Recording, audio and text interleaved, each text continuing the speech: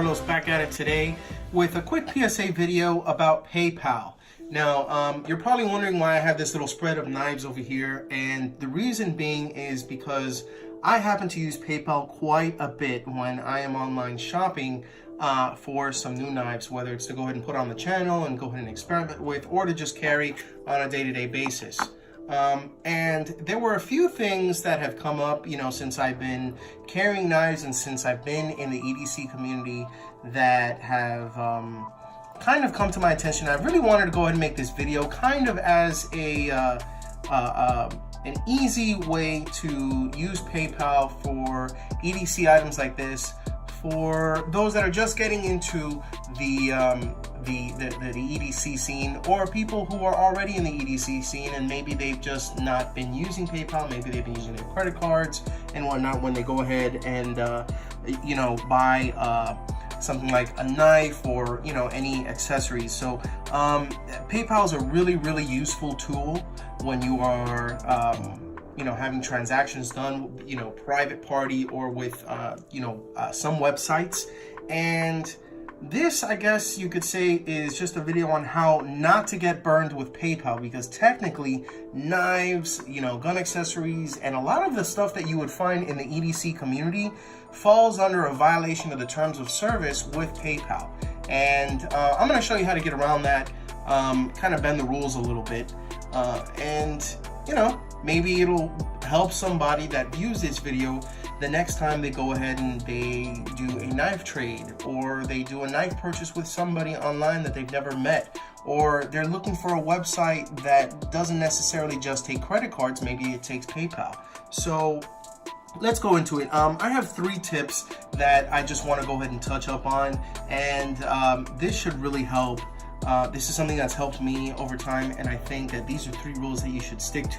So, number 1, when you're purchasing a knife, okay, no matter who you purchase it from, unless you are their friend and you went to high school with them and you know where their address is already, so you can go there and you can knock them upside their head if they don't send you the right info, on the knife condition of the knife that they're sending you, or maybe they don't send you the knife, or maybe they send you something different. I mean, I've seen videos where people have ordered knives and they've received like a bag of rocks or like an empty box. And some people pay good money for these knives. I mean, I saw a guy pay something like 225 bucks for a knife, and he got so mad he posted the video of him opening an empty priority box and threw it around his cardboard. I mean, he was arguably pissed, and I would totally understand. I'd be pissed too. So when dealing with somebody online, always use goods and services when you are buying. Do not use friends and family.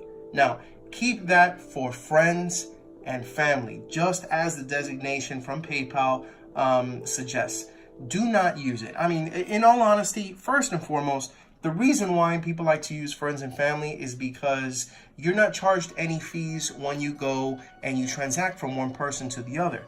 The bottom line is, it's not bad when you are dealing with somebody that you can consider family or you consider friends, hence the name friends and family. But when it comes to transactions for knives, EDC accessories, or any product that you consider a good, or even services, goods and services actually impose a 3 to 3.5% fee that is imposed by PayPal for the transaction. And while yes, it's an additional fee that's taken out of whatever you send out, that the person receiving the money for the good or the services has to go ahead and subtract from the price that they asked for, it's a small price to pay, because then you get PayPal purchase protection, the 3 Ps that are essential for something like this, so that you do not get burned in the end.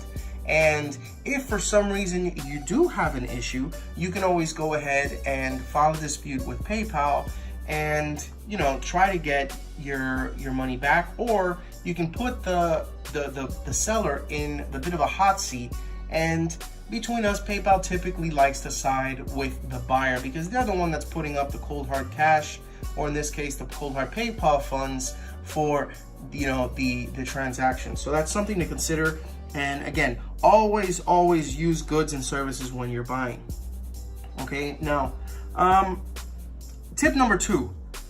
When you are going ahead and you are putting in your order, somebody sends you an invoice for something, try to have them be as ambiguous or, I guess, creative with the description when you are purchasing a knife through PayPal. So if you're gonna go ahead and you're gonna send money for a knife, don't say, hey, under the description, this is a Benchmade mini griptilian, 555 HG, sheep's foot, 154 CN, and here's my address. Because the truth is, if I'm not mistaken, blades, firearm-related accessories, a lot of EDC items that you would typically find that are transacted a lot via PayPal, they violate their terms of service, and they can actually freeze your account, which in turn freezes your funds, and it keeps you from getting the money that you receive for a knife, or from using your actual account to send and receive money for weeks at a time. And sometimes they'll suspend your account for a violation of their terms. So do yourself a favor. Say, for example, it's not even for one of these, but say it's for a Benchmade bug out. Okay, Benchmade's bug out is model number 535.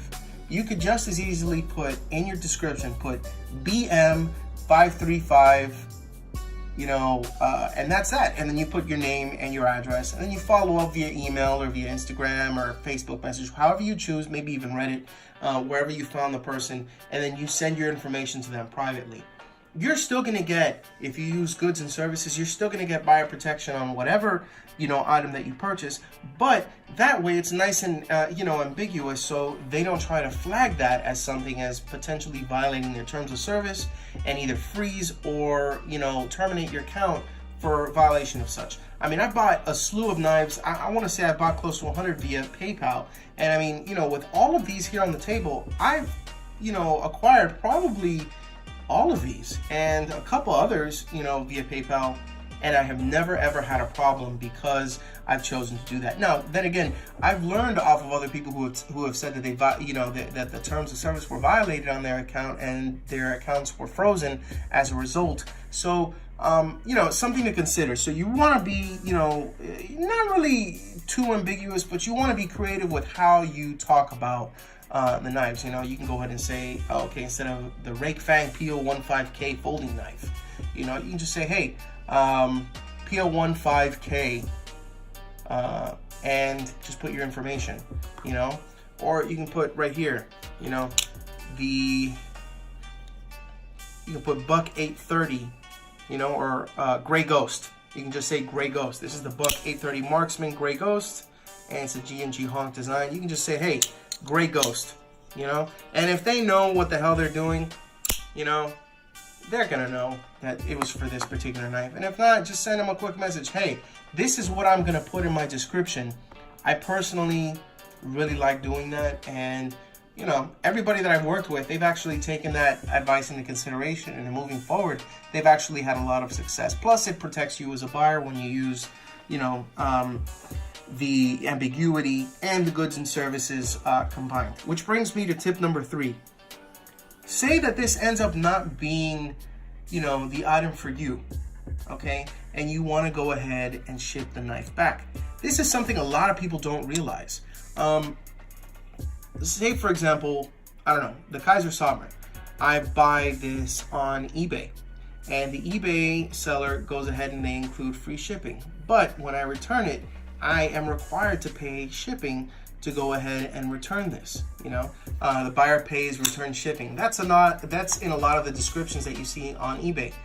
People don't realize this, but one of the benefits that you get from PayPal is, the advantage that PayPal actually covers up to a certain number of attempts per year.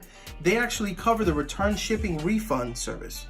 And basically what it is that if you have to pay to return your knife, or say when you return the knife, they deduct the shipping from your actual, your overall cost of actually purchasing the knife, you can submit information that shows this to PayPal via, the return shipping refund service, and they'll go over it, and more likely than not, you will get a full refund of your shipping costs. And I know this because I have used this before. I actually purchased a few things from eBay. I've purchased a few things from Optics Planet. Some have been, knife related. Some have just been, EDC related. I like backpacks and stuff like that. But they have actually worked with me on every single one of the transactions up to date. So keep that in mind. I mean, especially for official purchases from companies that accept PayPal. And among them, I created a small list. You'd be able to use this on eBay, like I said before. You can use it on Optics Planet, like I mentioned as well, not only for knives, but for EDC equipment. You can use it on Brownells. Brownells is an awesome hunting site. They offer a bunch of stuff that you can get on there. Their shipping is nice and quick. I've used them quite a bit for some of my firearm stuff. And I mean, if you ever have any issues with the stuff that you purchase, or maybe it's just not for you, return it and use that return shipping refund service. Knife related companies that actually use this service, that you can use the service on, and they accept PayPal on their site, include nativeknife.com. That's Cliff's website that I met recently. Very, very nice gentleman. I'll go into that in the future. We might actually have a partnership going on, but I want to keep that on the DL. Knives Ship Free. That's another one that uses PayPal as an option for their transactions. White Mountain Knives, and they actually not only use that, but if you are creative and you look around, there are some YouTubers that have a 10% discount. I don't, because I'm still, small time. I'm a small fry, and people don't really think that, I create too much clout in the community, but maybe that'll change in the future. In the meantime, if you're on Reddit, and if you're on, I believe, Knife Deals? That's the subreddit on there. They have a discount. I'm pretty sure Slicey Dicey has one. And there are a couple other people that if you go ahead and use the code that they provide, it'll give you 10% off. Plus, if you're in the US, they offer free shipping on pretty much any knife that you purchase from them. So it's a pretty good deal. Okay, so White Mountain Knives, you can actually also pick up a lot of the stuff from Knife Joy, which is an e-retailer. They actually specialize in some of the more high-end knives, and when I go ahead and look to pre-order, a knife, I actually go and I reach out to Chris Miller from Knife Joy, or you can actually just go to knifejoy.com and they can set up the PayPal transaction for you to either pay in installments or to pay it in full, like I kind of did with the Spyderco Smock. Yeah, I paid $165 and change for that thing, and I've been waiting for months, and they still haven't received it from Spyderco yet. So what gives Spyderco? I pre-ordered that shit, and it has been on pre-order since May of 2018. It is January of 2019. What's going on, man? What's going on? So yeah, hopefully they get that processed. But in the meantime, if I ever needed it back, they can just go ahead and refund the money. Everything was done through PayPal, and I really recommend using them for your EDC transactions. But don't get burned. Don't be that guy that goes ahead and say, hey, this guy seems like a nice guy. I'm gonna go ahead and send everything friends and family, and you're basically, up the creek without a paddle, because they end up sending you a box of rocks, or they send you the knife that you don't want. They send you, Kershaw length or something like the SK Blades 830 Marksman, the Gray Ghost.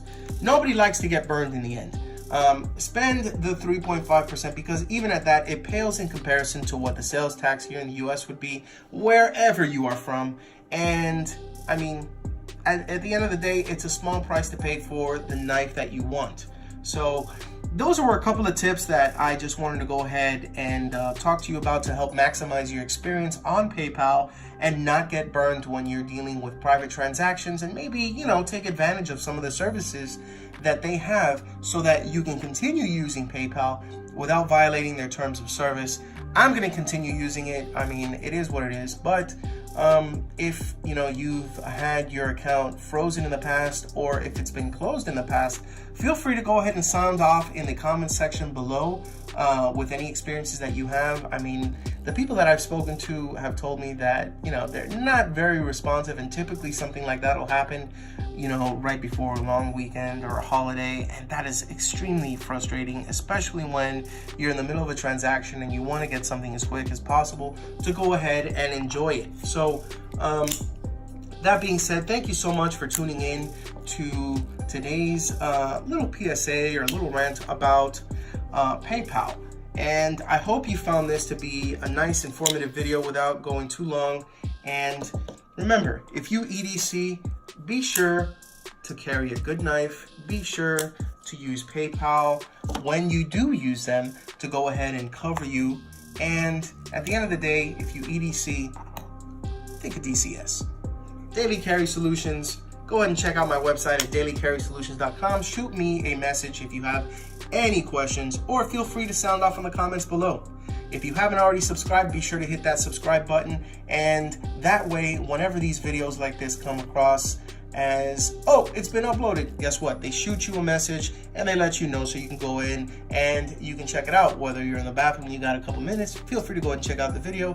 Or whether you're just waiting for dinner, check it out. Whether you're on your way home and you want to listen to it via YouTube and you want to hear my rants, be sure not to watch this while you're driving, because I don't want anybody getting into an accident. I am not liable for any of that, but if you want to listen to the audio, want to listen to my awesome voice, feel free to go ahead and hit that subscribe button, and they'll send you notifications once my uploads are ready to view.